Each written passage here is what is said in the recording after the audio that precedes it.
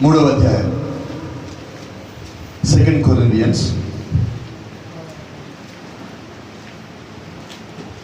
3rd chapter 2వ కొరింథీ 3వ అధ్యాయము 2-3 వచనాలు చదువుకున్నాం. చదవండి గట్టిగా. ఎవరన్నా దేవుడు స్వరం ఇచ్చారనుకుంటే మీరు చదవచ్చు. మా హృదయముల మీద వ్రాయబడి ఉండి మనుషులందరూ తెలుసుకొనొచ్చు చదువుకొనుచున్న మా పత్రిక మీరే కారా? రాతి పలక మీద గాని సిరాతో గాని వ్రాయబడక మెత్తని హృదయములని పలకల మీద జీవము గల దేవుని ఆత్మతో మా పరిచర్య మూలముగా వ్రాయబడిన క్రీస్తు పత్రికై ఉన్నారని మీరు తేటపరచబడుచున్నారు. ఆమేన్. చదువుబడిన వాక్యం ప్రభువైన దేవుడు దీవించి మనతో సూటిగాను తేటగాను స్పష్టముగాను అందరికీ అర్థమయ్యే రీతిలో మాట్లాడును గాక. ఆమేన్. ఆమేన్. సలామని చెప్తారా? సంతోషంగా చెప్తారా?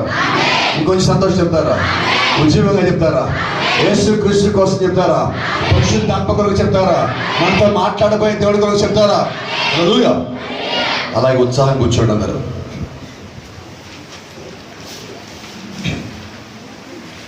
కొద్ది కాలం అయింది కాబట్టి, సుమారుగా 7 నెలలు అయింది కాబట్టి కొద్దిగా స్లోగా ఉంటుందేమో స్టార్టింగ్లో. అయితే దేవుడు రంగం మీదకి వచ్చిన తర్వాత అంత యథా ప్రకారంగా మళ్ళీ వస్తానుకుంటున్నాను. ఏమైనా ఎందుకంటే ఈ మధ్య మన ఆమెలు చెప్పడం మానేస్తున్నట్టున్నాం కొద్దిగా చూడబోతుంటే. హల్లెలూయా. అయితే అది లోకంగా వెలిగే మంట అనుకోండి, నీళ్లు పడితే ఆరిపోతుంది. అది దేవుడి నుంచి వచ్చిన మంట అయితే నీళ్లు పడుతున్నా అది అలాగే మండుతూ ఉంటుంది. మరి ఈరోజు మనలో ఉన్న అగ్ని అయితే దేవుడు ఇచ్చిన అగ్ని. అది ఎవరైనా ఆరితే ఆరేది కాదు, వర్షానికి తుప్పరికి ఆరేది కాదు. గాలి వస్తే అది భయపడదు. గాలి వస్తే చూడండి ఆ మంట ఇంకా పెరుగుతుంది. ఏమా దేవుడు మనకి మహిమ ఘనత ప్రభావం కలుగును గాక.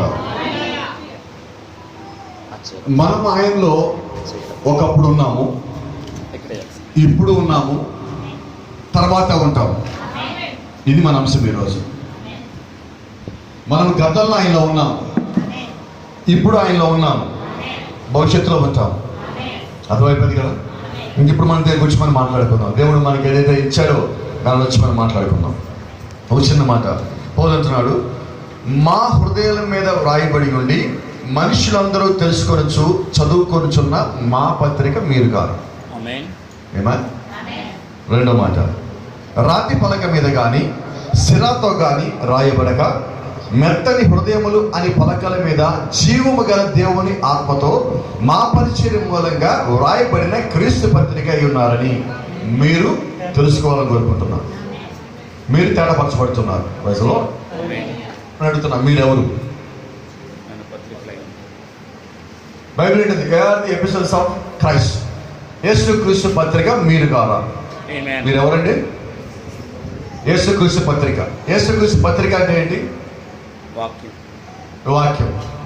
అంటే మీరెవరు? ఆయన ఎవరు? మీలో ఏముంది? ఆయనలో ఏముంది? ఆయన మీకేం చెప్తున్నాడు? మీరు ఏమై ఉండాలని కోరుకుంటున్నాడు? మీరు ముగింపు ఏమవుతారు? సో మీరెవరు? ఆయన పత్రిక. ఆయన వాక్యం అయి ఉన్న మీ పత్రిక. మీరే పత్రిక. పత్రిక ఖాళీ పత్రిక కాదండి, తెల్ల పేపర్ కాదు. మీరు రాయబడిన పత్రిక. ఎవరైనా మీరు రాయబడిన పత్రిక. ఇంకో మాట చెప్పనండి, ఈ రాసిన వాళ్ళు ఎవరో తెలుసా? చూడండి, జీవము గల దేవుని ఆత్మతో మా పరిచర్య మూలంగా రాయబడిన క్రీస్తు పత్రిక. మీరు ఎలాగ మీరు రాయబడ్డారు తెలుసా? జీవం కలిగిన దేవుని ఆత్మతో రాయబడ్డారు. అంటే ఇప్పుడు మనము చచ్చిపోయిన వాళ్ళమా బతికిన వాళ్ళమా? ఎవరండి? ఈ సంఘము జీవము కలిగిన సంఘమా జీవము లేని సంఘమా? ఎందుకంటే మన దేవుడు ఎవరు? జీవము కలిగిన దేవుడు. అటువంటి దేవుడు మనం ఆరాధిస్తున్నాము. అటువంటి దేవుడికి మనం కుమారులై ఉన్నాము. అటువంటి దేవుడికి మనం కుమార్తెలై ఉన్నాము. మనమందరం ఎవరమంటే జీవము గల దేవుని సంఘమై ఉన్నాము. జీవము గల దేవుని ఆరాధించే వారమై ఉన్నాము. మహిమ గల దేవుని ఆరాధించే వారమై ఉన్నాము. జీవం ఎక్కడ ఉన్నది? ఇప్పుడు నాలో. జీవం ఎక్కడ ఉంది? నాలో. ఆ దేవుడి దగ్గర ఉన్నట్టారు కొంతమంది. దేవుడు ఆల్రెడీ ఆయన ఆత్మతో మన హృదయాల మీద రాశాడు.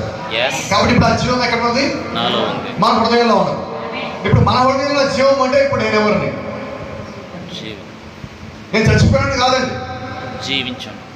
కొంతమంది చర్చకొస్తారు. ఎలా ఉంటారంటే, నువ్వు అరువు కేకలు పెట్టి గంతులయ్యి నాట్యం ఏడుస్తూ ఉంటూ ఆత్మని మీద కొమ్మరించబడి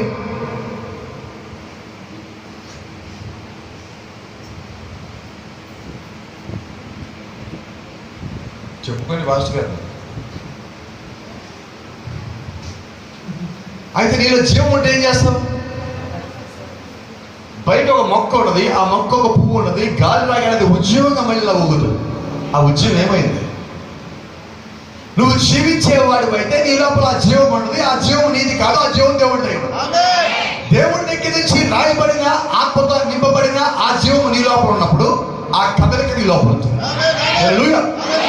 గమనించండి, ఒక నీటి గిన్నెని తీసుకొచ్చి మీరు ఒక పొయ్యి మీద పెట్టండి, కొద్దిసేపు వచ్చండి, ఏం జరుగుతుంది? ఫస్ట్ నీరు వేడెక్కుతుంది, ఆ తర్వాత ఆ నీళ్ళు వచ్చి పొగ వస్తుంది, ఆ తర్వాత ఇంకా పెట్టి ఇలా. అమ్మ మీరు చెప్పండి, వంట చేసి ఉన్నారా? ఏం జరుగుతుంది? నీళ్ళు కదులుతుంది, ఇంకా చెప్తే లోపల నుంచి బుడగలు బయటకు వస్తూ ఉంటాయి. మనం ఫస్ట్ వాక్యంలోకి రాగానే కాను కూర్చుంటాం, అప్పుడే పొయ్యి మీద పెట్టి నీళ్ళకుండలాగా. కొద్ది వాక్యం అంటే మిగిలి కాగానే కొద్దిగా పోగొస్తుంటాం, అంటే శాఖ వచ్చింది. ఆ తర్వాత ఏమవుతుంది? ఇంకా నువ్వు వాక్యం అలాగే కూర్చున్నప్పుడు నీ లోపల నుంచి ఉద్యమం బయటకు వస్తుంది. అది కొత్తది కాదండి, బయటది కాదండి, నీ లోపలనే బయటకు వచ్చింది. నీలో లేని ఏది బయటికి రాదు, నీలో ఉన్నది ఎవడు దాచిపెట్టలేడు. అది దేవుడి నుంచి వచ్చిన ఉద్యమము, ఆ ఆత్మ దేవుడిది, ఆ ఉద్యమం దేవుడిది. ఎక్కడి నుంచి వచ్చిన ఉద్యమం? నాలో వచ్చింది. ఈ ఉద్యమం నాది కాదు అంటే ఎక్కడి నుంచి వచ్చింది? దేవుడి నుంచి వచ్చింది. నాలో ఒక ఆత్మ ఉన్నది, ఈ ఆత్మ నాది కాదు, ఆత్మ దేవుడి ఇచ్చింది. ఆ ఆత్మ కొరకు దేవుడు నన్ను కాపాడుతున్నాడు. నా కొరకు దేవుడు రాలేదండి, నాలో ఉన్న ఆత్మ కొరకు దేవుడు వచ్చున్నాడు. ఆ ఆత్మ దేవుడిదై ఉన్నది, ఆత్మని కాపాడుకునే బాధ్యత దేవుడిదై ఉన్నది. ఈ రోజు ఆత్మల భారము కలిగే మేము ఇక్కడికి వచ్చున్నాము. ఆత్మ దేవుడు ఇచ్చున్నాడు కాబట్టి ఆ ఆత్మ లెక్క ఆత్మ చెప్పవలసి ఉన్నది. ఆత్మ నీది కాదు. ఇంకొక మాట చెప్పనా, నువ్వు సొత్తు కాదు. You are not belong to your own, you are belong to God. నువ్వు నీ సొత్తు కాదు, కానీ నీవు దేవుడి సొత్తు అయి ఉన్నావు. నిన్ను నువ్వు కనుక్కోలేదు, నిన్ను నువ్వు సంపాదించుకోలేదు. అయితే నా దేవుడు నీ కొరకు నిన్ను ప్రేమించి కిందకు వచ్చి రక్తం కాల్చి శిలువ మీద ఉండి సమాధిలో ఉండి 3 రోజులు కింద ఉండి పైకి వచ్చి ఆత్మగా మారి మనల్ని వెలబెట్టి కొనుక్కున్నాడు. కాబట్టి ఆ యొక్క రక్తం వెల, నా ఆత్మ విలువ. ఇప్పుడు నువ్వెవరివి? దేవుని సొత్తు. ఆ జీవము గల దేవుడు రాసిన ఆత్మతో రాసిన పత్రిక నువ్వై ఉన్నావు.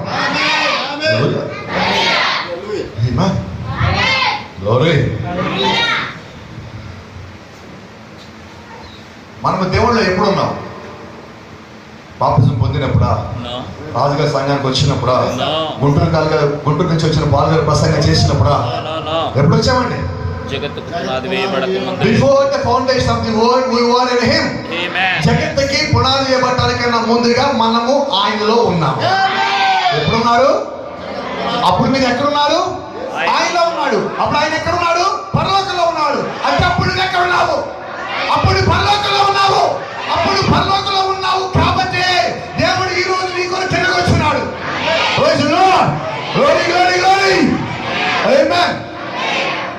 ఎటువంటి దేవుడిని మనం కలిగి ఉన్నాం? నిన్ను ఆయనలో కలిగి ఉంది, నిన్ను కిందకి పంపించి నీ కొరకు కిందకి దిగి వచ్చినాడు ఆయన. ఏమా? నువ్వు లేని కారణం చేత దేవుడు నాకు పరలోకం వద్దనుకుని కిందకి దిగి వచ్చినాడు. మరి ఆయన కొరకు నువ్వు ఏదైనా వద్దనుకున్నావా? వద్దనుకున్నావా?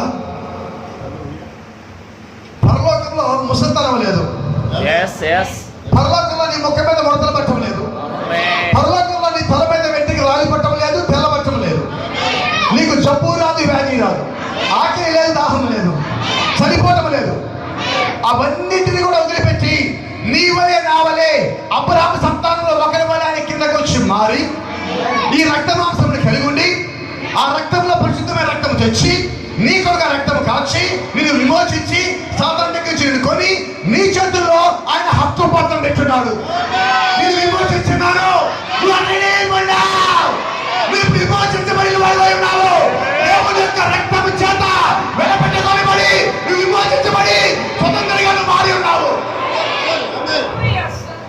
కాబట్టి ఇప్పుడు నువ్వు నీ సొత్తు కాదు, నువ్వు ఆయన సొత్తు అయి ఉన్నావు.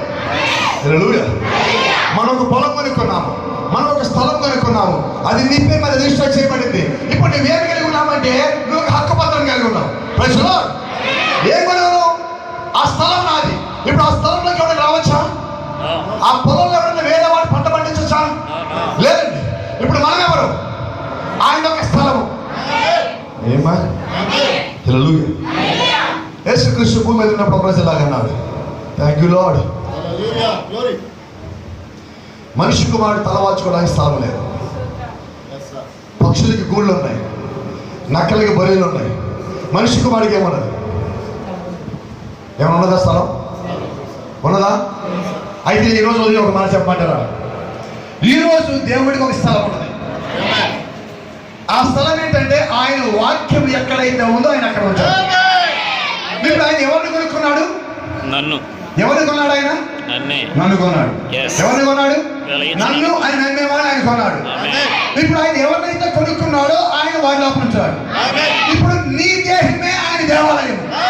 ఇప్పుడు ఆయన నివసించే దేవాలయం ఎవరంటే అది నీవై ఉన్నావు. ఇప్పుడు దేవుడు నివసించే ఆ దేవాలయము, ఆ యొక్క చర్చి, ఆ యొక్క శరీరము అది నీదై ఉన్నది. ఒకప్పుడు నువ్వు ఆయనలో ఉన్న కారణం చేత ఇప్పుడు ఆయనని ప్రేమించి నీ లోపలికి వచ్చున్నాడు. ఇప్పుడు దేవుడు ఎక్కడ ఉన్నాడు? ఆయన పరలోకంలో లేడు, ఈ సంఘము 4 గోడల మధ్యలో లేడు, ఆయన వీధుల్లో లేడు. ఇప్పుడు ఆయన ఎక్కడ ఉన్నాడంటే మన లోపల ఉన్నాడు. ఇదే ఆయన దేవాలయము. ఈ దేవాలయంలో ప్రభువు యేసుక్రీస్తు ఈ మధ్యకాలంలో మనలో ఉన్నాడు. ఆమేన్. Praise the Lord. అంటే ఇప్పుడు మనం ఏమై ఉన్నాము? మనం ఆయనలో ఉన్నాం. మంచిదండి. ఆయనలో మనం అంటే మాత్రమే కాదండి, మనం ఆయనలో ఉన్నాము, ఆయన మనలో ఉన్నాము. యేసుక్రీస్తు అంటున్నాడు, నేను ద్రాక్షవల్లిని, మీరెవరు? ఆ తీగలు ఎక్కడి నుంచి వచ్చినాయి? ఆయన ద్రాక్షవల్లి అయి ఉండగా ఆయన లోపలి తీగలు బయటకు వచ్చినాయి. ఈ తీగలు ఎక్కడి నుంచి వచ్చినాయి? ఆయన నుంచి. అయితే ద్రాక్షవల్లి చెట్టు యొక్క వేళ్ళు ఎక్కడ ఉన్నాయి తెలుసా? అది భూమి మీద లేవు, పరలోకంలో ఉన్నాయి. నువ్వు ఆయనలో నుంచి తీగవైతే నీ వేళ్ళు ఆయనలో ఉంటే ఆ వేళ్ళు పరలోకంలో ఉన్నాయి. నీవెవరివి? నువ్వు భూ సంబంధివి కాదు, నువ్వు పర సంబంధివి, నువ్వు లోక సంబంధివి కాదు, నువ్వు ఆత్మ సంబంధివి. నువ్వు దేవుడిని కలిగిన వాడివి. దేవుడి యొక్క సొత్తు నీవై ఉన్నావు. నిన్నెవరు కొనలేరు. హల్లెలూయా. ఇంకో మాట చెప్పండి, నిన్నెవడు మోసం చేయలేదు. చెప్పండి, కొట్టగలవా? నన్ను మోసం చేయగలరా? రోజు సార్ నీ దగ్గరికి ఎవరు వచ్చి దేవుడిని ముగ్గురు ఉన్నాము, ఎవరైనా మోసం చేయగలరా? ఎవరికైనా ముగ్గురు భర్తలు ఉంటారా? ఒక భర్త ఉంటాడా? బైబిల్ అంటుంది, నిన్ను సుధించిన వాడు వినబడలా. అమ్మ గుంటూరు నుంచి వచ్చా, వినబడలా. నిన్ను సుధించిన వాడు నీకు భర్తలు అవుతారా? భర్త అవుతాడా? ఆ భర్త పేరేంటి? గట్టిగా చెప్పాలి. ప్రభువైన యేసుక్రీస్తు నిన్ను సుధించున్నాడు. ఆయన భర్త ఉన్నాడు, ఆయన దేవుడై ఉన్నాడు, ఆయన జీవగల దేవుడై ఉన్నాడు, ఆయన నిజమైన దేవుడై ఉన్నాడు, ఆయన మాట్లాడే దేవుడై ఉన్నాడు, ఆయన శక్తివంతమైన దేవుడై ఉన్నాడు, ఆయన బలిగల దేవుడై ఉన్నాడు.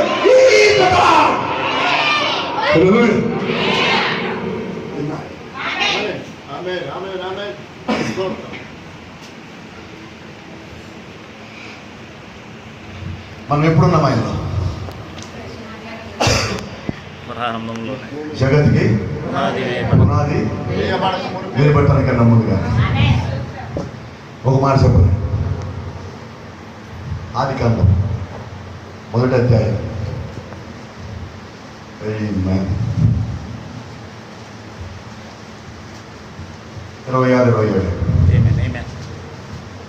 త్వరగా చదవాలి. దేవుడు మన స్వరూపమునందు మన పోలిక చొప్పున నరులను చేయుదుము, వారు సముద్రపు చేపల. మళ్ళీ చదవండి. దేవుడు మన స్వరూపమునందు మన పోలిక చొప్పున నరులను చేయుదుము. జాగ్రత్తగా 6వ దినమున దేవుడు అంటున్నాడు, నరులను మన స్వరూపమునందు మన పోలిక చొప్పున నరులను చేయడం. అంటే ఇప్పుడు నరుల రూపం ఎవరిది? దేవుడు దేవుడి రూపం. మన రూపం ఎవరిది? దేవుడు అంటే మనం ఏ రూపంలో ఉన్నాం? దేవుడు రూపం. అయితే మీకు రాసి చెప్పనా, దేవుడి ఏ రూపం కాదు. మొదటి అధ్యాయం ఆదికాండ మొదటి వచనం. ఆదియందు హ్మ్. దేవుడు భూమి ఆకాశములను సృజించెను. హ్మ్. భూమి నిరాకారముగాను శూన్యముగాను ఉండెను. ఆ, చీకటి అగాధ జలముపైన కమ్మి ఉండెను. ఆ. దేవుని ఆత్మ జలములపైన అల్లాడుచుండెను. దేవుడు ఎలా ఉన్నాడు? ఎలా ఉన్నాడు అంటే దేవుడి స్వరూపం ఏంటి? చెప్పట్లేదు మీరు ఎందుకు నాకు? దేవుడి స్వరూపం ఏంటి? ఆత్మస్వరూపం. అంటే దేవుడు మానవుని ఏ రూపంలో సృష్టించాడు? ఆత్మస్వరూపం. దేవుడు సృష్టించినప్పుడు ఏమంటున్నాడు? ఇదిగో మన పోలిక చొప్పున ఆమేన్. మన స్వరూపంలో Yes. కలుగు చేద్దాం. ఆమేన్. ఇప్పుడు దీన్ని డినామినేషన్ తీసుకున్నారు. వాళ్ళు అంటున్నారు అదిగో దేవుడు అక్కడ మన అంటున్నారు. మన అంటే ఎంతమంది ఉన్నారు? ఎక్కువ మంది. ముగ్గురు ఉన్నారు. ఎవరా ముగ్గురు? ఒకడు తండ్రి, ఒకడు కుమారుడు, ఒకడు పరిశుద్ధాత్మ, మొత్తం ముగ్గురు ఉన్నారు అంటున్నారు. అక్కడ పరలోకంలో ముగ్గురు ఉన్నాడు. తండ్రి ఒకడు, కుమారుడు ఒకడు, పరిశుద్ధాత్మ ఉన్నాడు ఒకడు అని చెప్పి ఎవరన్నా వాక్యంలో చూపించగలరా? No way. అయితే అక్కడ ఉంది తండ్రి, కుమారుడు, పరిశుద్ధాత్మ కాదు, దేవుడితో పాటు వేరే వాళ్ళు ఉన్నారు. ఎస్. ఆ వేరే వాళ్ళు ఎవరో మీకు చూపిస్తాను. ఆమేన్. ఆమేన్. ఎఫెసీయులకు రాసిన పత్రిక 1వ అధ్యాయం 6వ వచనం. చాలా స్పీడ్గా ఉండాలి, ఇంకా పేపర్ సౌండ్ వస్తానని చెప్తున్నది. అసలు నోటి కంఠస్థ రావాలి వచ్చాను మీకు.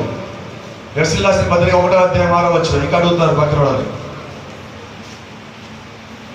ప్రియునియందు ఆ, తాను ఉచితముగా మనకు గట్టిగా చెప్పమ్మా, ప్రియునియందు తిండి రావాలి.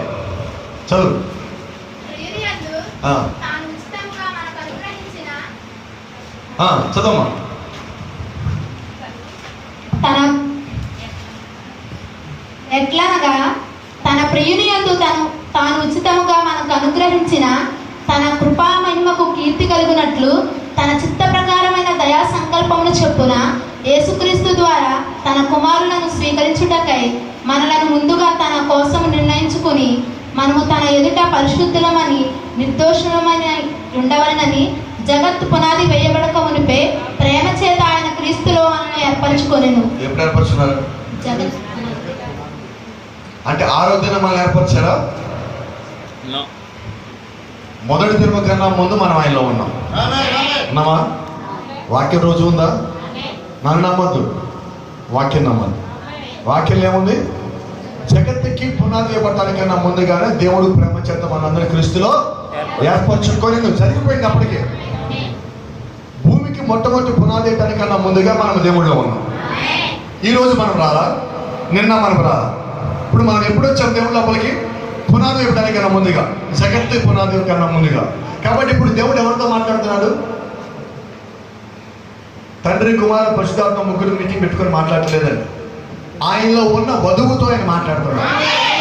ఇప్పుడు దేవుడు అంటారు అడుగులో మనము అనగా దేవుళ్ళో ఉన్న మాట దేవుడు మాట్లాడుతున్నాడు. జగత్తు పునాది కన్నా ముందుగానే దేవుడు క్రీస్తుని ఎవరైతే నియమించున్నాడో వారితో దేవుడు మాట్లాడుతున్నాడు. ఆయన ఏమంటాడు? ఇదిగో మనము నెరవేర్చు చేద్దాం. ఆయన ఇప్పుడు దేవుడు ఎవరితో మాట్లాడుతాడంటే ఆయనలో ఉన్న మనతో మాట్లాడుతున్నాడు. అంటే మనం అసలు ఎప్పుడు వచ్చాం? ఇప్పుడు రాసి చూద్దామా?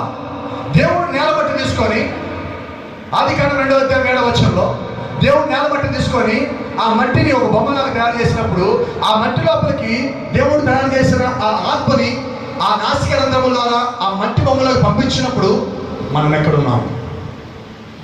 ఆయనలో. ఆయనలో ఉన్నాం. అంటే దేవుడు ఆదాము తయారు చేస్తాడు, మనం ఎక్కడున్నాం?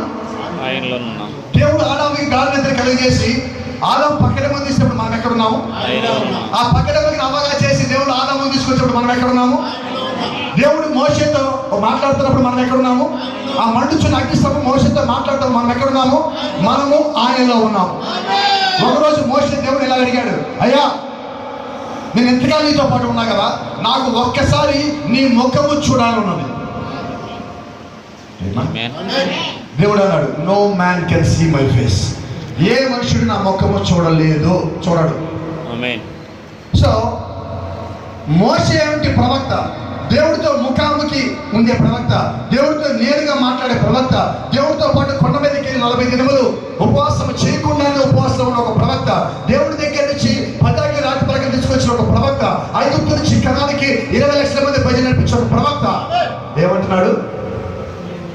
సార్ నాకు నీ ముఖం చూడాలి. దేవుడు ఏమన్నాడు? Amen. మోషే నువ్వు మంచి ప్రవక్త అయితే అయి ఉండొచ్చు, అయితే నువ్వు మనిషి. ఏ మనిషి నా ముఖం చూడటానికి లేదు. నువ్వు నా స్వరం మాత్రమే చూడాలి, నా స్వరం మాత్రమే వినాలి. అన్ని సమయాలను చూడు, కాకపోతే నా మొక్కను చూడటానికి లేదు. మోషే రాడు, లేదు ప్రభా నీ మొక్క నేను చూసేదే నాకు అంతగా ఇంకేమవుతుంది. దేవుడు ఒక మాట అంటున్నాడు, మోషే ఒక పని చేయి, నువ్వు ఆ బండ వెనకాల దాక్కు, ఆ బండ మీద నా చేయి పెడతా, బండ వెనకాల ఒక పగులు ఉన్నది, ఆ పగుల్లోంచి నన్ను చూడు, నేను నిన్ను దాటిపోయిన తర్వాత నన్ను చూడు. ఎస్. ఆ పగుల్లోంచి మోషే దేవుడు చూస్తుంటే దాని మీద చేయి పెట్టినప్పుడు మోషే ఆ పగులు దాటిపోయిన తర్వాత, ఆ మోషే దేవుడు దాటిపోయిన తర్వాత ఆ చేయి తీసాక మోషే వెనకాల నుంచి దేవుడు చూశాడు. బైబిల్ అంటుంది మోషే దేవుడు ఒక వీపు భాగం చూశాను, అది ఒక మానవుని స్వరూపం. ఆమేన్. నేనంటున్నా దేవుడు మోషేని ఇలాగే దాటిపోయినప్పుడు మోషే దేవుడు వెనక భాగం చూశాడు, అది మానవులాగా ఉన్నది. అప్పుడు మీరు ఎక్కడ ఉంటారు? అంటే మోషే ఎవరిని చూశాడు తెలుసా? మనల్ని చూస్తాం. మనం ఎవరిలా ఉన్నామో ఆయన చూశాడు. అంటే మోషే ఎవరు చూడాలని కోరుకున్నాడు? దేవుడిని చూడాలి. దేవుడు అంటే ఆయన ప్రత్యేకం కాదండి, మనము లేకుండా దేవుడు లేడు. మన కొరకు ఆయన మొత్తం పెట్టి వచ్చేసాడు. కాబట్టి ఉద్దేశం ఏంటి? మనం ఆయనతో ఉండాలి. గతంలో మీకు చెప్పా, యెహోవా అనగా సమస్య ఉంది. కొద్ది గ్యాప్ వచ్చింది, సమస్య వస్తుంది. యెహోవా అనగా తన కుటుంబముతో కలిసి జీవించేవాడు. ఆయన కుటుంబం ఎవరు? కనబట్లా నాకు, కనబట్టలా నాకు. ఆయన కుటుంబం ఇక్కడ ఉన్నదా? ఆయన కుమారులు ఇక్కడ ఉన్నారా? ఆయన కుమార్తెలు ఇక్కడ ఉన్నారా? ఉరిమేడి కుమారులు ఇక్కడ ఉన్నారా? ఉరిమేడి కుమార్తెలు ఇక్కడ ఉన్నారా? ఉన్నట్లయితే ఆయనలో మనం ఉన్నాము. ఎప్పుడు మనం ఉన్నాము? జగత్తు పునాది ముందు ఆదాము తయారు చేసినప్పుడు, మోషే తగ్గిస్తపల మాట్లాడినప్పుడు, మోషే దేవుడు దాటిపోతున్నప్పుడు, శత్రుకు మేషకు అభివృద్ధి మంటలో పడేసినప్పుడు, ఆ మంటల్లోకి దేవుడు దిగి వచ్చినప్పుడు మనము కూడా ఆయనతో పాటే ఉన్నాము.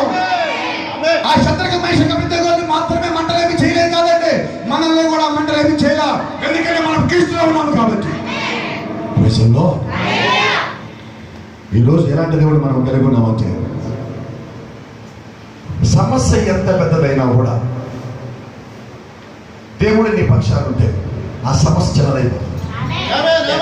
ఇంకోటి చెప్పనా, సమస్య ఎంత పెద్దదిగా ఉన్నా దేవుడు అక్కడికి వచ్చాడని తెలియగానే సమస్య పారిపోతుంది. ఆమేన్. ఎస్. ఆమేన్. దేవుడు నామానికి మహిమ కలుగును గాక.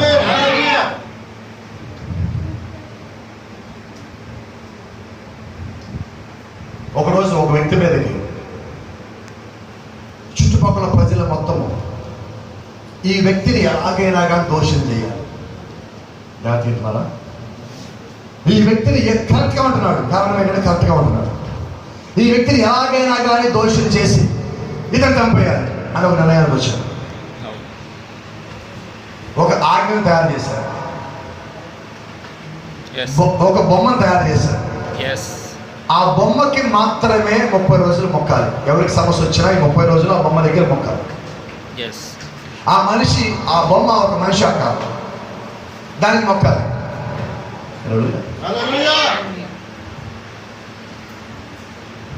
అదే ఊళ్ళో ఒక వ్యక్తి ఉన్నాడు. ఆ వ్యక్తి ఆ బొమ్మకు మొక్కమంటే నేను మొక్కనంటున్నాడు. ఇంకొక 3 వ్యక్తులు ఉన్నారు, వాళ్ళని మొక్కమని మేము మొక్కమంటున్నారు. సరే, 2 వేరు సంఘటన నేను మాట్లాడుతున్నాను. ఇప్పుడు ఈ వ్యక్తిని ఎలాగైతే సంపాదన చేసుకున్నారో రాజాగిన ధిక్కారం అనే ఒక నేరం ఆయన మీద మోపారు.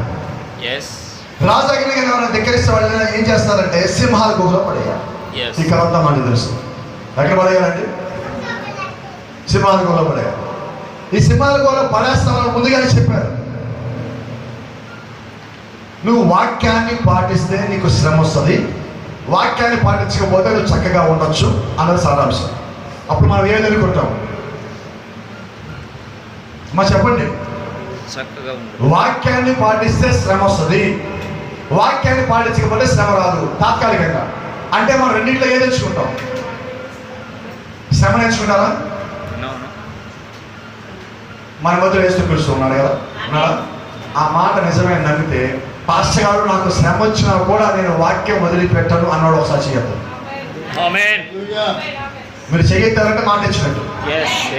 అర్థమైనా? మా చేతులు ఇవ్వట్లేదు. బరువు కొనే చేతులు బరువులు తెచ్చారా?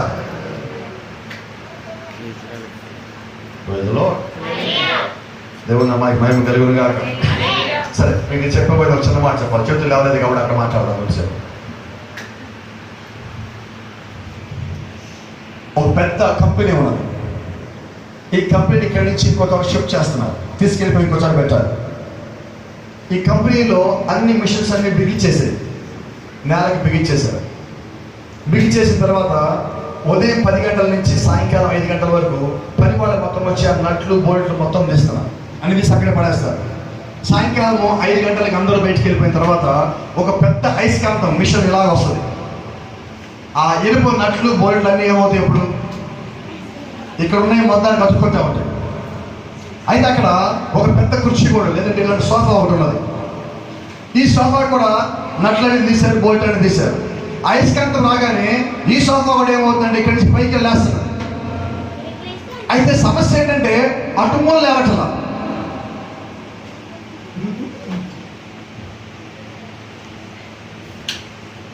అంటున్నారా?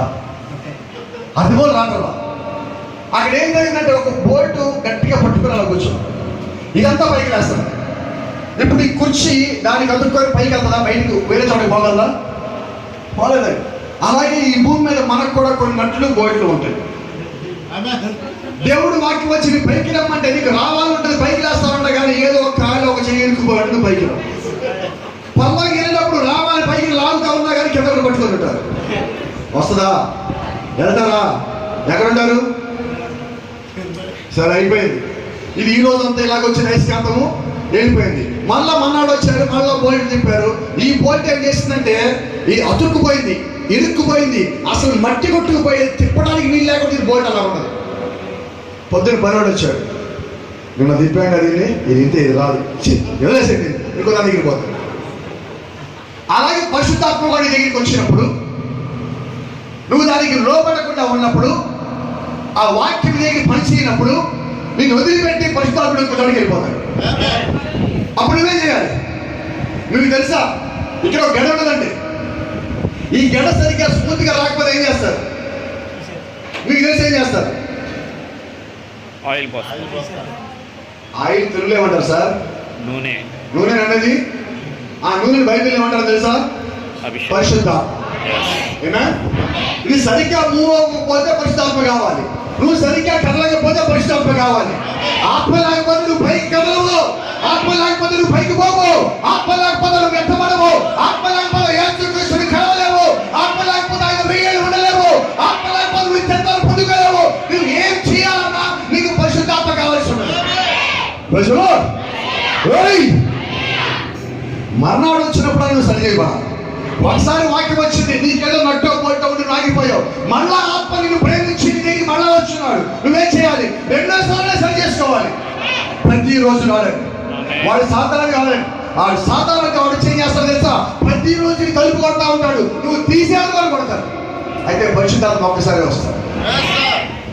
ఆ వచ్చింది పరిశుద్ధాత్మ లేదో కనిపెట్టే బాధ్యత నీది. అని ఒకవేళ పరిశుద్ధాత్మ అయితే దానికి లోపడే బాధ్యత కూడా నీది. రోజులో కాబట్టి వాక్యం రాగానే, వాక్యం రాగానే, ఆత్మ రాగానే, దేవుడు రాగానే, ఆయన పిలవగానే, వాక్యం ఆత్మ వస్తా ఉండగానే, క్రీస్తు నడిచి వస్తా ఉండగానే మనం ఎదురెళ్ళవలసి ఉంటుంది. నిజమైన దేవుడు విశ్వాసం అయితే వాక్యం దగ్గరికి వస్తూ ఉంటే ఎలా ఉంటుంది తెలుసా? ఒకరోజు ఎర్ర సముద్రం ఎదురొచ్చింది, మోషే చేతిలో కర్ర ఉన్నది. దేవుడు అన్నాడు, మోషే ఎర్ర సముద్రంతో నువ్వేం మాట్లాడు, కర్ర చాప చాలా అయితే లేచి నిలబడుతుంది. మోషే అలసిపోయిన మోషే కర్రలా చాపగానే మోషే లోపలికి వస్తుంటే భయంతో ఆ సముద్రం లేచి వణుకుతా నిలబడి, మోషే గారు ముందు మీరు వెళ్ళన్నాడు, ముందు మీరు వెళ్ళండి. మోషే అన్నాడు, నేను ఒక్కడే కాదు, వెనకాల నా కుటుంబం ఉందన్నాడు. కుటుంబాన్ని 5 మంది 10 మంది అనుకున్నారు, 20 లక్షల మంది, ఇంచుమించుగా రాజమండ్రి కన్నా ఎక్కువ జనాభా, తూర్పుగోదావరి కన్నా కానీ ఎక్కువ జనాభా. అంతమంది ప్రజలు మొత్తం నడిచిపోవాలి. సముద్రం అంటుంది 20 లక్షల మంది కాదు, ఇంకో 20 లక్షలు ఉన్నా కానీ పర్వాలేదు, మేము ఇలాగ నుంచుంటాం. ఎందుకంటే నువ్వు వచ్చింది మమ్మల్ని సృష్టించిన దేవుడి తరపున వచ్చింది. నువ్వు దేవుడి యొక్క వాక్యం కలిగి ఉన్నావు, ఆయన యొక్క సూచనల కళ చెందబట్టుకున్నావు, ఆయన పని మీద నువ్వు వెళ్తా ఉన్నావు. కాబట్టి నువ్వు గౌరవించే బాధ్యత మందులు వెళ్ళు.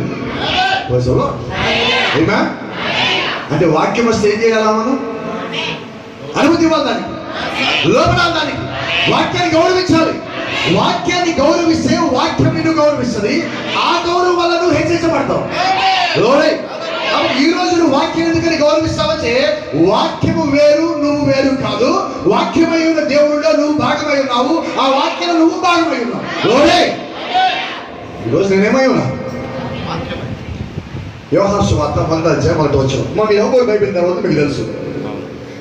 ఆదియందు వాక్యము, వాక్యము దేవుడే వాక్యము, వాక్యమే దేవుడు. ఇది ఇప్పుడు మీరు బైబిల్ తీసా చదివారా, తీయకుండా చదివారా? అంటే ఎక్కడి నుంచి వచ్చింది ఇప్పుడు వాక్యము? నీలో నుండి, లోపల నుంచేనా? అంటే వాక్యం ఎక్కడ ఉన్నది? నాలో ఉంది. ఉన్నదా? అంటే ఇప్పుడు దేవుళ్ళ మీరు భాగమైనచేనా? వాక్యం ఉండగానే భాగమైపోలేదండి. ఆ వాక్యానికి లోపడితే మన భాగం అవుతుంది. బట్టి పట్టే వాడి దగ్గర కూడా వాక్యం ఉంటుంది, బట్టి పట్టే వాడి దగ్గర దేవుడు ఉండడు. ఎవరి దగ్గర దేవుడు ఉంటారంటే దేవుడికి లోబడే వాడి దగ్గర దేవుడు ఉంటాడు. ఆ మాటకు కట్టుకునే వాడి దగ్గర దేవుడు ఉంటాడు. ఆ మాటకి దేవుడికి ఒకసారి మాట ఇచ్చామంటే ఆ మాటకి లోబడిన వాడి దగ్గర దేవుడు ఉంటాడు.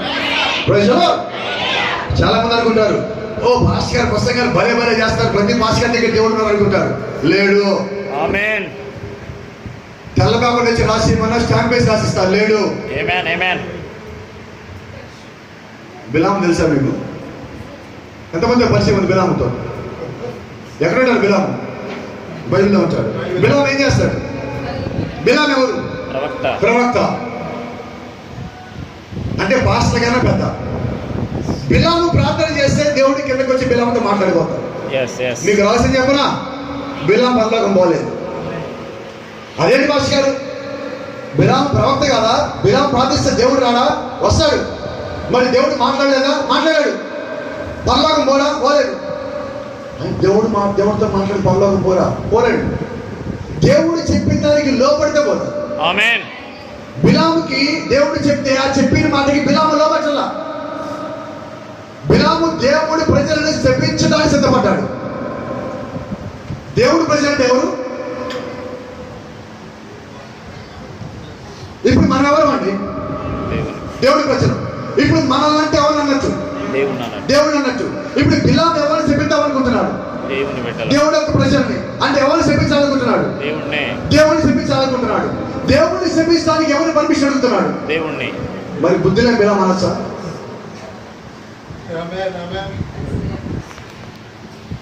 దేవుడికి బిలాము చూస్తే నిజంగా ఎంత అది మరి జాలి పడ్డాడో అసహించుకున్నాడో తెలియదు. కానీ ఒక గాడిదని పంపించి ఇదిగో బిలాముతో మనుషులు మాట్లాడితే మనుషులకు అవమానంగానే ఒక గాడిదను పోయి మాట్లాడమన్నాడు.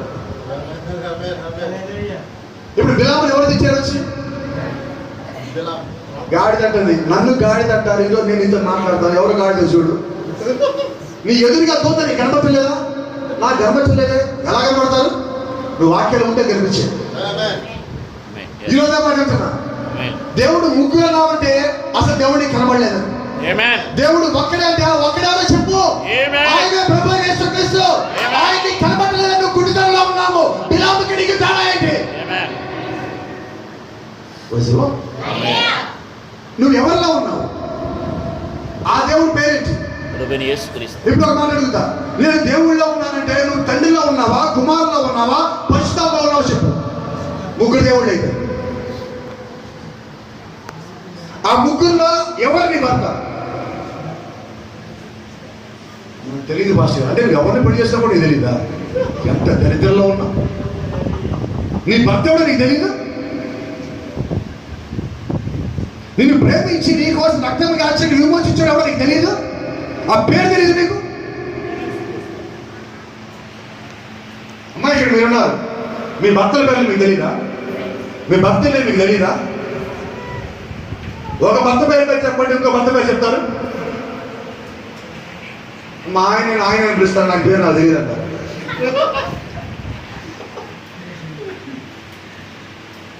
డాక్టర్ డబ్బులు వచ్చేటప్పుడు మీ ఆయన పేరు రాయమ్మా అని ఏం రాస్తారు? మా ఆయన. ఏం రాస్తారు? వినబడ నాకు. అమ్మ బుల్లెట్. ఏ పేరు రాస్తారు? మాయన అంటారా? లేకపోతే ఆయన ఏమండి అని పిలుస్తారా? ఇక్కడ ఏమండి అని రాస్తారా? పేరుందని బతకి ఏం పేరుంది? ఆ పేరు రాస్తారు. మరి బాప్తిజం ఇచ్చేటప్పుడు ఏ పేరు లేవాలి? డాడీ పేరు, సన్ పేరు, హోలీ స్పిరిట్ పేరు కాదండి. ఆ మూడింటికి వెళ్ళి ఒక పేరు, దాని పేరు ప్రభువు అయిన యేసుక్రీస్తు. ఇంకో మాట చెప్పలేదు, మీకు అవసరమైంది ఇక్కడ. ఆది కాండం 1వ అధ్యాయం 1వ వచనం మనం చదువుకున్నాం ఇందాక. దేవుడు ఏ రూపంలో ఉన్నాడు? ఆత్మరూపంలో. ఆత్మరూపంలో ఉన్న దేవుడు రక్తం దాచగలడా? నో. ఆత్మకి రక్తం ఉంటుందా? లేదు. మరి మన పాప క్షమాపణ ఎక్కడ ఉన్నది? రక్తం. రక్తంలో ఉన్నది. బలి అర్పణలో రక్తంలో ఉన్నది. ఆ రక్తం ఎవరిది? ఆత్మదా? కాదు, శరీరం ఉంది. ఆ శరీరం పేరేంటి? క్రీస్తు. సో ఏ నామంలో ప్రార్థిస్తే అడిగివన్నీ జరుగుతుంది? యేసుక్రీస్తు. ఇప్పుడు మన భర్త పేరేంటి? యేసుక్రీస్తు. ఇదేంటండి ఇది? మీరు ఎక్కడ నా తండ్రి అని కానీ కుమారుని కానీ పశుధత్వం అంటలేదేంటి? మీరు తప్ప, నేను తప్ప, బైబిల్ తప్ప? ప్రతి మనిషి అబద్ధాలు చెప్పేవాడే. అబద్ధం చెప్పని వాడు ఎవరు ఉన్నారంటే ఆయన ఒక్కడే, ఆయన ప్రభువైన యేసుక్రీస్తు. ఆమేన్. ఏ నామం లక్షణం ఉన్నది? యేసుక్రీస్తు నామం. యేసుక్రీస్తు ఇలాగ అన్నాడు, నా నామంలో ఏది అడిగినా కానీ మీకు ఇవ్వబడుతుంది. ఇప్పుడు నేను అంటున్నా, ఏ నామంలో అడగాలి? యేసుక్రీస్తు ఏమన్నాడు? ఇప్పుడు నేను కూడా నా నామం ఏదైనా కానీ ఇవ్వబడుతుంది. ఎలా ఉంటుంది? నా నామం లేదా? ఉందా? మరి తండ్రి యొక్క, కుమారుని యొక్క, పరిశుద్ధాత్మ నామం అన్నప్పుడు అక్కడ కూడా నామం ఉంది కదా. ఇక్కడ నా నామం అన్నప్పుడు కూడా నామం ఉంది కదా. ఇక్కడేమో నీకు అర్థం చేసుకొస్తాను, అక్కడ ఎందుకు అర్థం కాదా? చెప్పటరా? వీళ్ళ దోత ఎదురుగా ఉన్నాడు కనబట్టలా, వాక్యాన్ని ముందు కనబట్టలా, ఇద్దరికి తేడా ఏంటి? వింటున్నారా?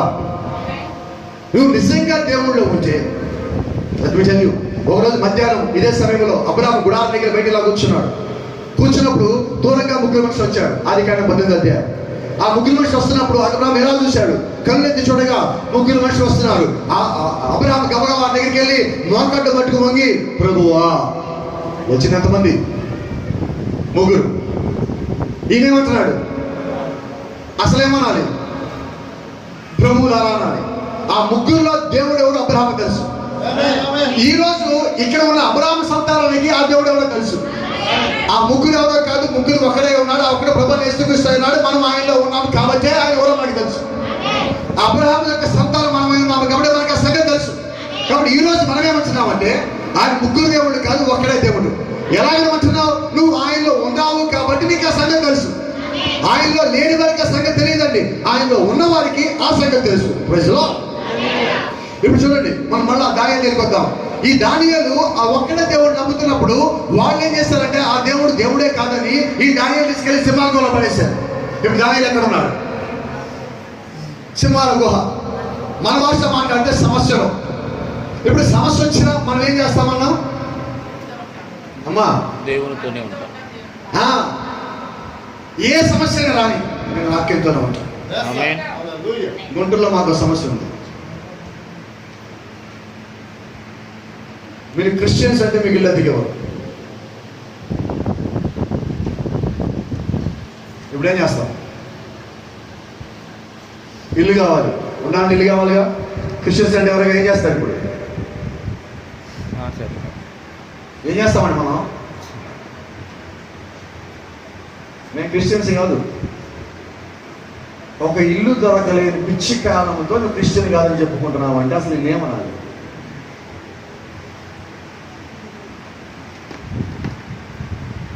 కొంతమంది బాప్టిజాలు పొంది పెళ్లి కాలేదేమో, పెళ్లి కాదేమో ఉద్దేశంతో మేము క్రిస్టియన్స్ కాదని చెప్తాను. పెళ్లి కాదేమో, నువ్వు ఈ పెళ్లి చూసుకోండి, అసలు పెళ్లి పోతుంది. ఇక్కడ పెళ్లి చేసుకున్నామా నాకు తెలియగలుగుతా, కోపం తెచ్చుకున్నాం. ఇక్కడ పెళ్లి చేసుకుని మనం భర్తల పాటు ఎంత కావాలంటాం? గట్టిగా పడితే 40 ఏళ్ళు పెళ్ళి అయ్యాక మహామతి ఇదే.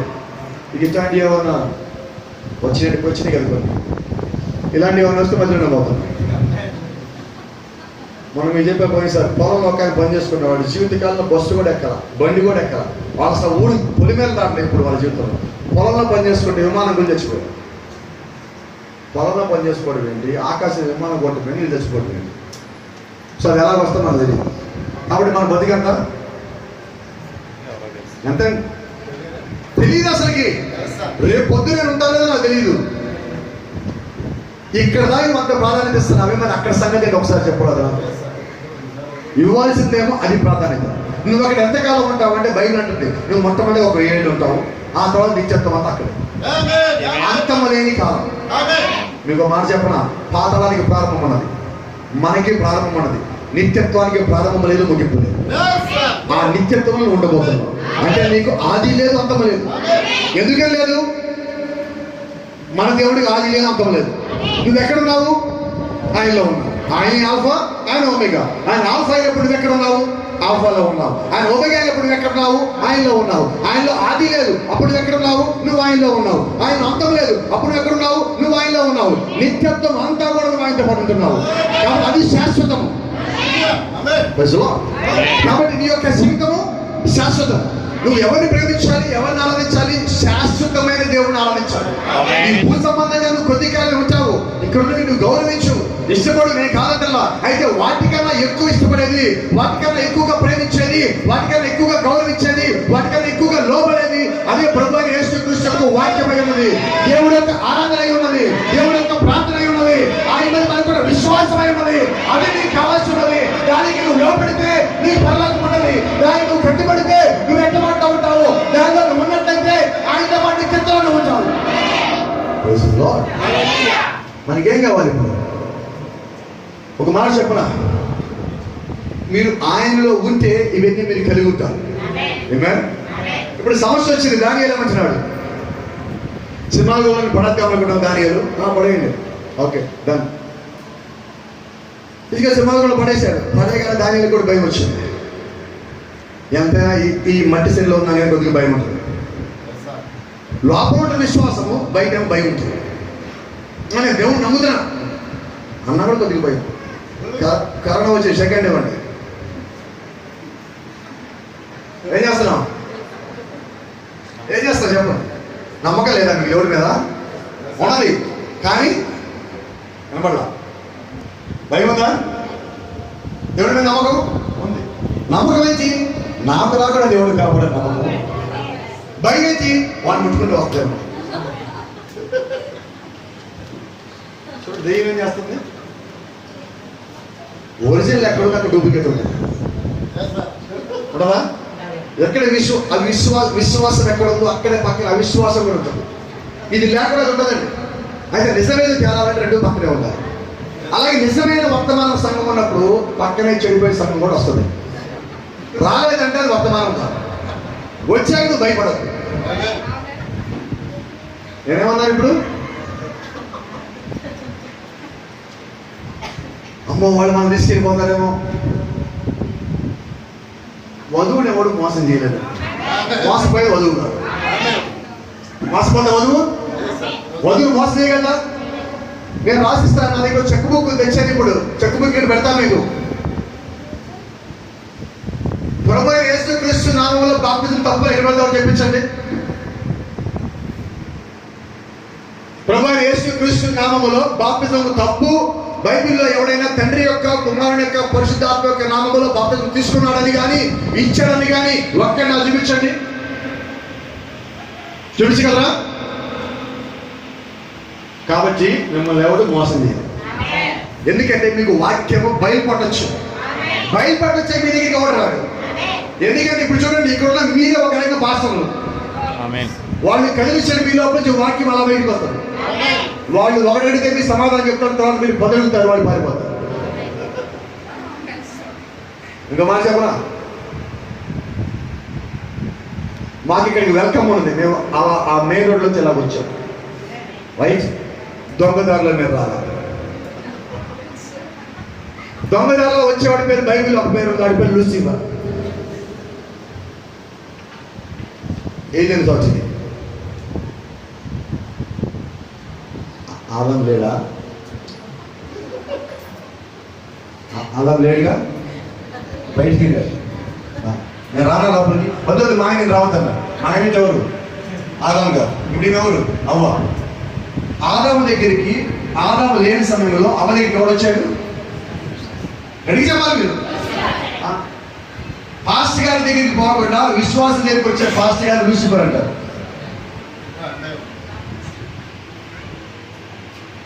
మీ సంఘంలో ఉన్న విశ్వాసం దగ్గరికి ఎవడన్నా పాస్టర్ గారికి తెలియకుండా వచ్చా, నేను వచ్చినా కూడా లూసిఫర్. ఇది ఆయన కష్టం అండి. దేవుడు ఆయన ఎక్కడ అడుగుతాడు? నువ్వు ఆయన దగ్గర దొంగతనం చేస్తావంటే నీ లెక్క మామూలుగా ఉండదు. సమస్య అని చెప్పమంటారా? అసలు సమస్య ఏంటి తెలుసా? దేవుడికి ఏమో సృష్టించడం తెలుసు, లూసిఫర్ సృష్టించడం తెలియదు. నిజమైన కాపరేమో విశ్వాసాలు కట్టాడు, గొడ్డుపూలు కాపరు ఉంటాడు. వీడికి పిల్లలు కట్టడం రాదు. వీడేం చేయాలి? దొంగతనం చేయాలి. చేప పట్టేవాడు 2 రకాలండి. ఒకడేమో గాలం వేసి పొద్దున సాయంకాలం దాకా కూర్చొని ఒక చేపను పెట్టుకొని బుట్టలో పెట్టుడు. అమ్మ నా బుట్టలో ఒక చేప ఉందనుకుంటాడు. ఇంకోటి వస్తాడు, ఏ రాజపాష్ గారు బాలే పట్టారు, చేపలు బాగున్నాయి, మీ దగ్గర బిల్వర్స్ బాగున్నారు, ఏదో దేవుడు కృపనాయన అంటాడు. ఈయన గాలమే కానీ వీటి పక్కన గాలం వేస్తాడు ఈ బుట్టలోంచి. ఇక్కడ చేపల గ్యారంటీ. అక్కడ ఏం చేయాలంటే కూర్చోవాలా, ఓపి పట్టాలా, ఇది అనుకోండి అలాగొచ్చి ఇలా వెళ్ళిపోవచ్చు. ఈయన ఇక్కడే ఉండాలా, ఇదే ఊర్లో ఉండాలా, పరిచయం చేయాలా, మీ ఇళ్ళకి రావాలా, ప్రార్థన చేయాలా, నడిపించాలా, బాప్టిజం ఇవ్వాలా, సంఘం కట్టాలా. వచ్చిపోయేవాడు బుట్టలో వేసేసి కదా డైరెక్ట్గా. దెయ్యమా? నువ్వు పిల్లల్ని కంటే నిన్ను కాపరి అంటారు, నీ పిల్లల్ని కంటే నిన్ను తండ్రి అంటాడు. ఎవడో కంటే పిల్లలకి నువ్వు తండ్రి ఎలాగవుతావు? అవుతామా? చెప్పండి గట్టిగా. మీకు నోళ్ళు ఉన్నాయా? తెచ్చాను ఈ మధ్యాహ్నం, తెస్తే వాడండి. ఎవరో కన్న పిల్లలు మీ దగ్గరికి వచ్చి డాడీ అంటే ఎలా ఉంటుంది? ఎవడరా డాడీ? నీకు ఎవడా? నీకు అమ్మనా? ఎవడు? నువ్వు రాజుగారి పిల్లడు కదా. కాదు డాడీ, నువ్వే నా డాడీ. కాదు రాజు పో, రాజుగారు పో. ఏంటి దాని అర్థం? కన్నది ఎవరు? ప్రార్థన చేసింది ఎవరు? మోకాళ్ళ మీద ఉన్నది ఎవరు? ఇంటికి తిరిగింది ఎవరు? నీ బాగోగులు చూసింది ఎవరు? ఆయన. ఈరోజు మా డాడీ రాజుగారు గారు లేరు, ఏం కొత్తగా ఉన్నాడు, స్టైల్గా ఉన్నాడు. రాజుగారి కన్నా ఇంకా పెద్దోడు అయ్యి ఉండొచ్చు వయసులో. ఒక బాగోలేదు. ఇప్పుడు వయసు పెరిగిందంటే జ్ఞానం పెరిగింది. జ్ఞానం పెరిగినప్పుడు వయసు పెరిగి ఉపయోగం ఉండదు. రోజులో నిజంగా దేవుడు ఎవరో వాళ్ళకి తెలిసినట్టయితే దానియేలు గుహలో పడి, గుహలో పడిన తర్వాత దానియేలు అంటున్నాడు, ప్రభువా భయం వచ్చింది, లోపల విశ్వాసం ఉన్నది. అలాగే మనకి విశ్వాసం ఉన్నది, ఏదైనా జబ్బు వస్తుంది భయం కూడా ఉంది. ఇప్పుడు దానియేలు సమస్య అదే. అయితే లోపల కేక పెట్టినప్పుడు రోజులో రాత్రి గడిచిపోయింది. పొద్దున్నే చూడండి, ఈ దానియేలు సింహాల గుహలో పడేసిన రాజు రాత్రంతా ఆన్లైన్ ప్రయత్నం చేశాడు. బైబిల్ చదవండి. తెల్లవారు రాజు పడుకోకుండా అటు ఇటు తిరుగుతున్నాడు. పొద్దున్నే వచ్చాడు, గబగబా తెల్లవారుతోనే గొర్రెం వేసుకొని వచ్చి ఆ పైన పలకం తొలగించి లోపలికి చెవిలా పెట్టి పెద్ద కేక పెడతాడు, దానియేలు జీవము కలిగిన దేవుడు, జీవము కలిగిన దేవుడు నీ కాపాడినా. ఏ దేవుడు అండి? ఏ దేవుడు మన హృదయం మీద రాసింది? జీవం కలిగిన దేవుడు. ఏ ఆత్మ ఈ లోపల ఉన్నది? జీవం కలిగిన ఆత్మ. ఇప్పుడు ఆ రాజు ఏమంటున్నాడు? జీవం కలిగిన దేవుడు నిన్ను కాపాడినా. ఇప్పుడు అక్కడ లోపల అంటున్నాడు, అయ్యా రాజా, నేను నా దేవుడి దృష్టికి యథార్థంగా ఉన్నాను, నీ దృష్టికి ఎలా ఉన్నాను? నేను వాక్యానుసారంగా ఉన్నాను కాబట్టి నా దేవుడికి యథార్థంగా ఉన్నా. మరి నీ పరిస్థితి ఈరోజు సంఘము నేను సక్రమంగా కట్టాను కాబట్టి నేను దేవుడి దృష్టిలో యథార్థంగా ఉన్నా. మరి నీ సంగతి ఏంటి? చిన్న తప్పు చేసినా దేవుడి దగ్గర పెద్ద లెక్క అప్పచెప్పాలి.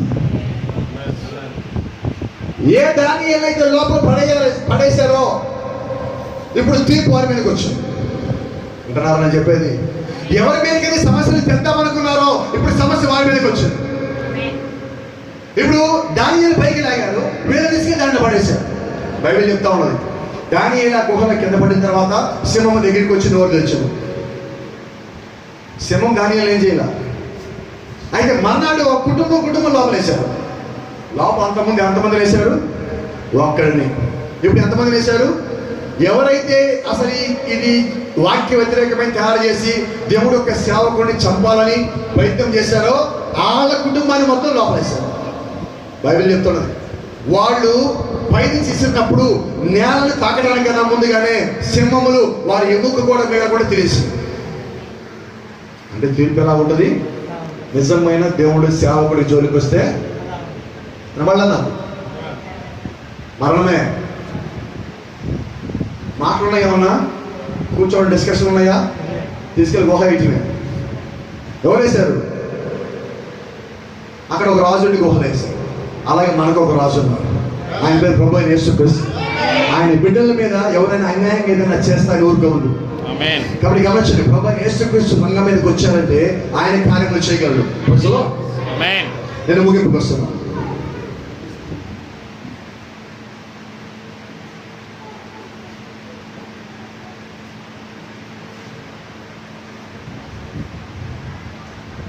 సమయం కొద్దిగా ఎక్కువ అయింది, అందుకని కొంచెం దాటుతున్నా. ఎక్కడికి పోవాలని సాయంత్రం వస్తాం. ప్రభు అయిన యేసుక్రీస్తుకి సిలువ వేశారు. యేసుక్రీస్తు ఆ సిలువ మోసుకుంటూ వెళ్తున్నారు. కోడలు పెట్టి కొడుతున్నారు, ముళ్ళ కిరీటం పెట్టారు, ఒంటి మీద వస్త్రం మొత్తం లాగేస్తారు, ఒళ్ళంతా గాయములు, రక్తమంతా కారుతా ఉన్నారు. అప్పుడు మీరు ఎక్కడున్నారు? ఎక్కడున్నారు? వినబట్లున్నారు? ఆయనలో ఉన్నారా? ఇప్పుడు ఆయన ఒంటి మీద పడే ప్రతి దెబ్బ ఎవరికి తగులుతుంది? మనకి కాదండి. మనమందరూ ఆయన ఇలా కప్పేస్తున్నాడు. కప్పి ఇటు దెబ్బ పడతా అంటే మన మీద దెబ్బ పడుతుంది, ఆయన ఇటు తిరుగుతున్నాడు. ఇటు దెబ్బ పడితే ఇటు తిరుగుతున్నాడు. ఏ ఒక్క దెబ్బ నీ మీద ఆయన పడలేదు. ఎందుకు ఆయన ఒంటి మీద అన్ని గాయపు గుర్తులంటే ఆయన నోట్లో వచ్చిన ప్రతి ఒక్క రక్తపు బొట్టు కూడా నిన్ను కాపాడటానికి, నీ యొక్క ఆత్మని కాపాడటానికి. ఆయన నిన్ను ప్రేమించాడు. నిన్ను ప్రేమించాడు కాబట్టి రక్తం కాల్చాడు. ఆ రక్తం ఎలా కాల్చాడంటే ఉదయం నుంచి సాయంకాలం వరకు రక్తం కాటాడు. ప్రతి గాయం నుంచి రక్తం కారిపోయాడు. అప్పుడు ఎక్కడున్నావు? ఆయనలో ఉన్నావు. ఆ గాయం ఆయన ఒంటిని చీలుస్తూ ఉంటే ఆయన అంటున్నాడు, ప్రభువా తండ్రి ఇదేం చేస్తానని తెలియదు. తెలిస్తే ఈ శరీరాన్ని గాయపరచారు. ఎందుకంటే ఈ శరీరంలో వధువు ఉన్నది. ఇప్పుడు వాళ్ళు ఎవరిని గాయపరచాలనుకుంటున్నారు? యేసుక్రీస్తుని కాదండి, యేసుక్రీస్తులో ఉన్న వధువుని. ఈ వధువుని గాయపరచకుండా, వధువు మీద దెబ్బ పడకుండా కాపాడాల్సిన బాధ్యత ఆయనది. ఎందుకని? ఈ వధువుని కిందకి పంపించిన ఆయన, ఇప్పుడు వధువుని కాపాడాల్సింది ఆయన. కాబట్టి నిన్ను కాపాడేవాడు కొరకడు, నిద్రపోడు. నిన్ను కాపాడేవాడు నీతో పాటు ఉన్నాడు. ఆయన నిన్ను పంపించినప్పుడు గర్భఫలమనగా యెహోవా ఇచ్చిన బహుమానం. ఎవరిచ్చారు గర్భఫలము? ఎవరిచ్చారు? యెహోవా అంటే దేవుడు. ఇప్పుడు భూమి మీదకి రావాలంటే ఆ బహుమానం ఎవరిది? దేవుడిది. అంతకుముందు నువ్వు ఎక్కడున్నావు? దేవుడిలో ఉన్నావు. నువ్వు పుట్టిన తర్వాత నీకు కాపాడాల్సిన ఎవరు? దేవుడు. అసలు నీదేమన్నా తింటో నీ రోల్ ఏంటో చెప్పు నాకు. నువ్వేం చేసావు చెప్పు నేను కాపాడటానికి? నీకేం హక్కు నీ మీద చెప్పినా ఒకటి.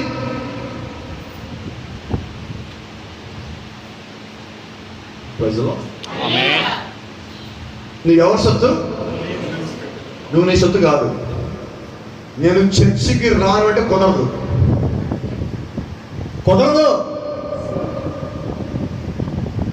చూడండి, ఒక మాట చెప్పలేదు. మా హాస్పిటల్కి వెళ్ళలేదే, జ్వరంగా ఉంది పాస్ అందుకని హాస్పిటల్కి పోవాలని చెప్పడం. జ్వరం వస్తే ఎక్కడికి వెళ్తారు? వాళ్ళు ఏమంటున్నారు? హాస్పిటల్కి ఎందుకు పోలేదని, జ్వరం వచ్చింది పోలేదు అన్నారు. వినటానికి ఎలా ఉంది? ఒకళ్ళు ఉంటారు, ఒక గ్రూప్ ఆఫ్ పీపుల్ ఉంటారు. ఆదివారం చర్చిలో కనపడరు, సోమవారం పాస్టర్ వాళ్ళకి కనపడతారు. ఏమ్మా నేను రాలేదు చర్చికి? రాలేదు పాస్టర్ గారు. పాస్టర్ గారు ఏమడిగారు? నేను నువ్వేం చెప్పావు? ఆయన అడిగింది కూడా అదేగా. సరే సార్, సరే సార్, కిందకి వస్తాను.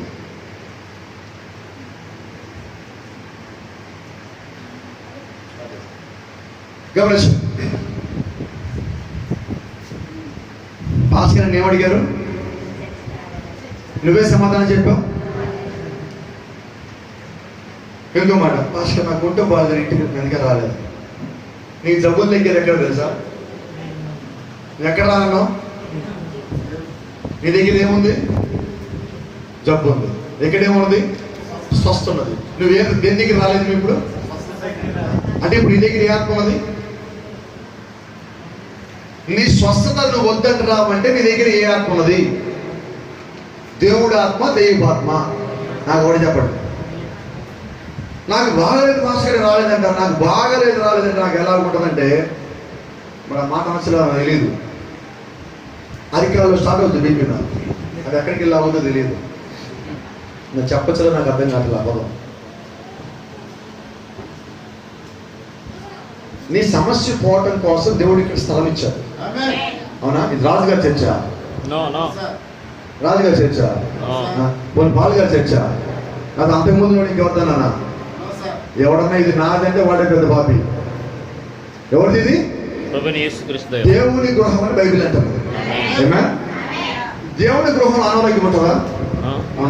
కానీ మన ఇళ్ళలో ఉంటుంది. ఎందుకంటే మన ఇళ్ళలో దేవుడు ఉండడుగా. ఎందుకని మనం ఎప్పుడో దేవుడిని బయట పెట్టాం. ఎప్పుడు బయట పెడతాం?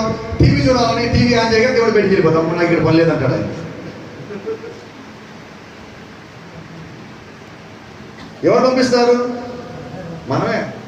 అయితే ఇక్కడ పంపించక దేవుడు బయటికి. దేవుడు పిలుస్తాడు, అయ్యా రా ప్రభు, రా ప్రభు, రా ప్రభు అని పాటలు పాడతాం, ఆరాధన చేస్తాం, వాక్యం చెప్తాం, ఆయన రా రా అని ఆహ్వానిస్తాం. మన ఇంట్లో ప్రార్థనా పనులు కూడా, ప్రభా కొద్దిసేపు ఎవరికో మా అక్క నేను టీవీ ప్రోగ్రామ్కి వస్తాను. బహు దరిద్రమైన చండాలమైన నేర్చుకున్న ప్రోగ్రామ్ ఉంటుంది. గురువారం రాత్రి 10:30 వస్తుంది. ఆ ప్రోగ్రామ్ చూస్తా, ప్రభా దయచేసి కొంచెం బయటకు. జబర్దస్తేనా? ఆ కాసేపు నవ్వుకోవడానికి దేవుని వాళ్ళు బయట పెడుతున్నారు. అంటే ఎంత దాన్ని ఏమంటారు, ఎంత హీనంగా ఉంటారు దేవుని దృష్టిలో మనం. నీ నవ్వులాట కోసం నువ్వు దేవుని బయట పెడతావు. అందుకు కాదండి కొన్నిసార్లు మన జీవితాలు నవ్వులు పాలవుతున్నాయి. మనకు తెలియక దేవుని ఎందుకు బయట పంపిస్తున్నాము. మనం అనుకుంటున్నాం నేను బాగానే ఉన్నాను కదా అనుకుంటాం. ఇంకో సంగతి తెలుసా? ఆ ప్రోగ్రామ్ అయిపోయాక టీవీ కట్టేసి మళ్ళీ ప్రార్థన చేసుకుని పడుకుంటారు. తెలుస్తుందా? ఎవరు తెలియని వాళ్ళు ఇప్పుడు చెప్పండి. అయితే నీకు తెలియని సంగతి కూడా చెప్పనా? నీకు తెలుసు కానీ తెలియకుండా ఉంటావు. చూస్తే ఆ సంగతి చెప్తా. నువ్వు ఈ ప్రోగ్రామ్ చూస్తున్న సేపు దేవుడిని చూస్తూనే ఉన్నాడు. చూడు, కానీ నీకు టైం వస్తుంది. నీ అంతా నువ్వే టీవీ తీసుకెళ్ళి బయట పాల్గొట్టే టైం వస్తుంది. కానీ చూడు, నాకు ఒక అలవాటు ఉంది. నన్నే చెప్పనండి, నేనే చెప్పాలి. బహుశా దేవుడు నన్నే అనొచ్చున్నాడు. 24 గంటలు టీవీ చూసే అలవాటు నాకు. సినిమాలో ఉండొచ్చాను కదా, 24 hours టీవీ చూసే అలవాటు. ఇప్పుడు మా ఇంట్లో టీవీ లేదు. ఏం జరిగింది? చూడు అని అనుమతిచ్చాను. నేను కూడా చూస్తాను. చాలా తిప్పినట్టు ఉండేవాడు. టీవీ నాకేమో రిమోట్లో ఛానల్స్ నంబర్లు కనబడిపోయాను. అంతగా వాడేసేదా. ఇప్పుడు దేవుడు ఏం చెప్పాడు? ఇది చదువుతా ఉన్నప్పుడు ఇంట్లో టీవీ టీ అన్నాడు. దాన్ని దెయ్యం పెట్టా, సాతాన్ని పెట్టా, నీ సమయాన్ని తినేసి పెట్టా, దాని పేరు లేదు. మీరు టీవీని పెట్టారో నాకు తెలియదు. ఇప్పుడు ఆ దెయ్యం పెట్టి పోయేదంటే ఆ సమయం అంతా మనం ఏం చేస్తాం? ఇప్పుడు ఏం చేస్తాం? నిజంగా ఇస్తాం దేవుడికి. చాలా మంది ఇప్పుడు ఒక మాట చెప్తా, మీకు ఫేస్బుక్ తెలుసా? మాకు తెలియదు పాస్టర్ గారు, మేము పల్లెటూరులో ఉన్నాం కదా అంటారు. వాట్సాప్ తెలుసా? నాకే తెలుసు పాస్టర్ గారు, పల్లెటూరులో ఉన్నాం కదా అంటారు. మీకు ఫేస్బుక్ ఉన్నాయి. ఫేస్బుక్ అంటే ఏంటి తెలుసా? అందరికీ కనబడేది అని. మన ఫేస్బుక్ ఏంటి? మన ఇంటి ముందు నరుగులు కాదా? ఇంటి బయట కూర్చుంటారు, ఒక చిన్న స్టూల్ వేసుకుంటారు, చూస్తా ఉంటారు. వాళ్ళ మీద వచ్చేటప్పుడు అందరూ కూర్చొని ఉంటారు. అక్కడ బిగిన్ అవుతుంది. డేవిడ్ గారి ఇంటి దగ్గర బిగిన్ అవుతుంది. మా కారు వస్తే అందరూ లేవాల్సిందే, మాకు ఎదరగాల్సిందే. ఆ బలాలు ఉండి చిన్న స్టూల్స్ ఉండి అంతా అక్కడే మీటింగ్. అదే మీ ఫేస్బుక్లు, అదే వాట్సాప్లు. ఇక్కడ కూర్చుంటారు. ఆ చివరి ఇంట్లోకి ఎవడు వచ్చాడే, నీకు ఎందుకు అది? నీ ఇంటికి ఎవడు వచ్చాడు చూడు ముందు. ఆహా, ఇంటికి బాగానే వచ్చిపోతున్నారు, ఏంటి ఎంతమంది వస్తున్నారు, ఏం సంగతి? టీవీ లేకపోతే పర్వాలేదు, మీ కాలక్షేపం చాలా ఉంది బయట. తెయ్యింపు కాలక్షేపం అంటారంట. కాసేపు ఇంట్లో కూర్చొని ప్రార్థన చేయలేవు. ఇక్కడ కూర్చోమనండి, అమ్మా ఎంతసేపు కూర్చున్నామా భాస్కర్ ఇంకా ఒకటి 3 అవుతుంది, బయట ముచ్చట్లో కూర్చోమనండి. ఇంట్లో భర్త పిలుస్తాడు, ఆగు కాసేపు బాగా వస్తారు, నాకు ఈమె మంచిగా చెప్తుంది, ఆగు పొయ్యి మీద పెట్టుకొని తిరుపో, ఇక్కడ కూర్చోమనండి కాసేపు. ఇంటి తిరిగి కాసేపు ఈ కాలు మీద కూర్చొని ఈ కాలు మీద కూర్చొని అటా అనుకొని ఇటా అనుకొని 2 సార్లు బయటికి వెళ్ళి లోపలికి వచ్చి ఇక్కడ కూర్చొని నిద్ర వస్తూ ఉంటుంది. మళ్ళీ బయటికి వెళ్ళి నీడతో మొహం కడుకొని మళ్ళీ వచ్చి కూర్చొని ఎంత కష్టంగా ఉంటుంది తెలుసు దేవుడి దగ్గర ఉండాలంటే. ఎప్పుడన్నా మీరు ముచ్చట్లో అయ్యేటప్పుడు నీళ్ళతో మొహం కడుకొని వచ్చారు ఒక్కసారన్నా? తెలుసా మీకు ఎందుకనో? అవి బాగుంటాయి. ఇక్కడ మనం తిడతా ఉంటారు కదా మన నిద్ర వస్తాయి. దెయ్యమంటది నేను చర్చిలోకి వెళ్ళగానే పడిపోవాలి, భాషగా చెప్పేది ఏ కానీ మాక అసలు నీకు సంబంధం లేదు, ఆయన నువ్వు మంచిదాన్ని మాట్లాడు పట్టించుకోమాక, నువ్వు బాగుపడు అంటాడు, నువ్వు వినమాక, అసలు చెడిపోయిందని నువ్వు నిద్రపో అంటది దెయ్యాలి. మనం ఏం చేస్తాం? లేదు బాగుంది. ఇప్పుడు దెయ్యం ఎక్కడుంది? నువ్వు దేవుడు మాటినావా దెయ్యం మార్చినావా? ఇప్పుడు ఎవరి సంబంధమే? నువ్వు నిజంగా దేవుడి సంబంధం అయితే ఒక మాట చెప్పంటారా, నేను చర్చికి వచ్చాక నిద్రరాదు. నీ నిద్ర వచ్చి అలవాటు ఉందనుకో, నువ్వేం చేయాలి తెలుసా? మొట్టమొదటిగా ప్రార్థన చేసుకుని ఇంట్లో వచ్చి పెట్టి, నాకు బలహీనత ఉన్నది, నేను తెలుసు నీ బలహీనత ఏంటో. ఇక్కడ కూర్చున్న ప్రతి ఒక్కళ్ళకి మీ బలహీనత ఏంటో తెలుసు. తెలియని వాళ్ళు ఎవరు లేరు, చిన్నపిల్లలతో సహా మీ బలహీనతలు మీకు తెలుసు. ఆ బలహీనతలు జయించాలని చెప్పి ప్రార్థన చేసుకుని ఇక్కడికి రండి. మీరు దాన్ని జయించి ఇంటికి పోతారు. ఎందుకంటే ఆయన అంటాడు, నా నామం ఏదైనా నేను మీకు ఇస్తాను. ఎందుకు ఇస్తారు? ఆయనలో మీరున్నారు కాబట్టి, ఆయనలో మనం ఉన్నాం కాబట్టి. ప్రభువైన యేసుక్రీస్తు సిలువ మోసుకుంటూ వెళ్తున్నప్పుడు మనం ఆయన లోపల ఉన్నాము, ఆయన రక్తం చిందిస్తా ఉన్నప్పుడు మనం ఆయన లోపల ఉన్నాము. అయితే గమనించండి, ఆ యేసుక్రీస్తు సిలువ వేసినప్పుడు ఆయన సమాప్తం అని బిగ్గరగా కేకేసినప్పుడు మనం ఎక్కడున్నామంటే మనం ఆయన లోపలే ఉన్నాం. అయితే మనం ఆయన లోపల ఎప్పుడు బయటకు వచ్చాం? యేసుక్రీస్తు చనిపోయిన తర్వాత సిలువ మీద బిగ్గరగా కేకేసిన తర్వాత అక్కడ ఉన్న ఒక సైనికుడు ఈయన చనిపోయాడో లేదో కన్ఫర్మేషన్ చేసుకోవడానికి ఆయన కుడి పక్కన బల్లెంతో పొడిచినప్పుడు బైబిల్ చెప్తుంది ఏం జరిగింది? రక్తము నీరు బయటకు వచ్చింది. బయటికి రాగానే పొడిచినవాడు ఎప్పుడే మోకాళ్ళ మీద పడ్డాడు. తెలుసా మీకు? ఆ మోకాళ్ళ మీద పడి పొడిచినవాడు ఏమన్నాడు తెలుసా? అయ్యా నిజంగా దేవుడి కుమారుడే. పొడిచినవాడికి ఎలా తెలిసింది? మీకు సంగతి తెలుసో తెలీదో, ఆ పొడిచిన సైనికుడికి ఒక కన్ను సరిగ్గా కనపడుతుంది, గుడ్డివాడు. ఎప్పుడైతే వాడు యేసుక్రీస్తుని పొడిచున్నాడో, ఆ పొడిచిన రక్తం వాడి మీద పడిందో వాడి కళ్ళు తెరవబడ్డాయి, వాడి చూపులు పండుకున్నాడు. కాబట్టి వాడు అంటాడు, నిజంగా దేవుడి కుమారుడే.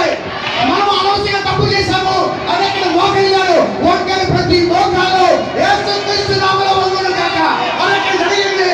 అది నెరవేర్పబడింది. ఆయన చనిపోయిన తర్వాత కూడా ఆ రక్తము స్వస్థనిచ్చింది, ఆ రక్తము చూపునిచ్చింది, ఆ రక్తము ఒకరి విశ్వాసంగా మార్చింది. దేవుడు నామానికి మహిమ కలుగును గాక. ఆ రక్తం బయటకు వచ్చినప్పుడు అందరికి తెలియదు, రక్తము నీరు మీకు తెలుసో తెలీదు, ఆత్మ కూడా బయటకు వచ్చింది.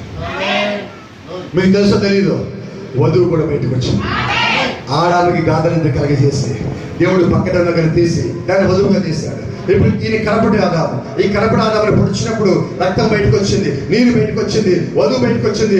ఆ వధువు ఇప్పుడు తయారవుతా ఉన్నది, ఆ వధువు తనతో సిద్ధపరచుకుంటా ఉన్నది. ఆ రక్తం చేత, ఆ ప్రవక్తల చేత, ఆ వర్తమానం చేత, ఆ జీవం కలిగిన వాక్యము చేత, జీవం కలిగిన ఆత్మ చేత, రాయబడిన పత్రికల చేత, ఆ వాక్యము చేత ఆమె కడగబడతా ఉన్నది, ఆమె సిద్ధపరచబడతా ఉన్నది, ఆమె మారుతా ఉన్నది, ఆమె రూపాంతరం చెందుతా ఉన్నది, ఆయన రాకడలో కనిపెడతా ఉన్నది, ఎత్తపాడులో కనిపెడతా ఉన్నది. ఆ దేవుడు ఆమెకు తెలిసిపోయాడు. ఇప్పుడు మీరెవరు? మేము క్రీస్తు పత్రిక. ఇప్పుడు మీరెవరు? నడుస్తున్న పరిశుద్ధ గ్రంథాలు.